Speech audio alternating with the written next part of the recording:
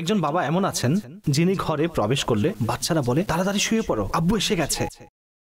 কেননা আব্বু দেখবেন এবং তিনি সারা দিনের কার্যক্রমের খবর নেবেন, হাতে ব্যাগ থাকবে এবং আমাদেরকে কথা শোনাবেন এবং আমাদেরকে বকা দেবে।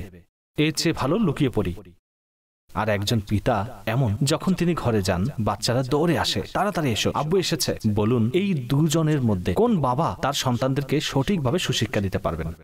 দ্বিতীয় জনেই তো, তাই না? বাচ্চারা ভালোবাসার মাধ্যমে কাছে আসলেই তো আপনি তাদেরকে উত্তম প্রশিক্ষণ দিতে পারবেন, নামাজের কথা বলবেন, মিথ্যা বলা থেকে বাঁচাতে পারবেন। যখন তারা আপনার সাথে দেখাই করতে চায় না, তাহলে কিভাবে শিক্ষা দিবেন? তো মানুষ মনে করে কঠোরতার মাধ্যমে শিক্ষা দেওয়া যায়। না ভাই, আপনাকে নম্র হতে হবে।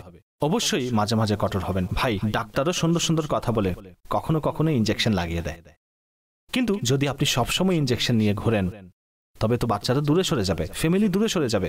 আচ্ছা, যদি আপনি টেস্ট করতে চান আমি সেই খারাপ ব্যক্তি কিনা যার ব্যাপারে নবী পাক বলেছেন যখন সে ঘরে যায় তখন স্ত্রী ভয় পায়, বাচ্চারা পালিয়ে যায়, যদি এটি চেক করতে চান তাহলে আমি তাদেরকে না বলেই যখন ঘরে প্রবেশ করবেন তখন আপনি চেক করুন। ঘরে আমার প্রবেশের পূর্বে লোকজন মুচকি হাসছিল, আনন্দ করছিল, কথা বলছিল, আর যেতেই সবাই চুপ হয়ে গেছে, হাসি অদৃশ্য হয়ে গেছে চেহারা থেকে। তাহলে বুঝে নিন আমি পরিবারের জন্য রিল্যাক্সেশনের কারণ নই। খুশি তো এটাই, মানুষ যখন ঘরে যায় তখন মা বলবেন আমার ছেলে এসেছে, ভাই বলবে আমার ভাই এসেছে, বাচ্চারা বলবে আমার আব্বু এসেছে, স্ত্রী বলবে আমার মাথার তাজ এসেছে। Everybody become relax.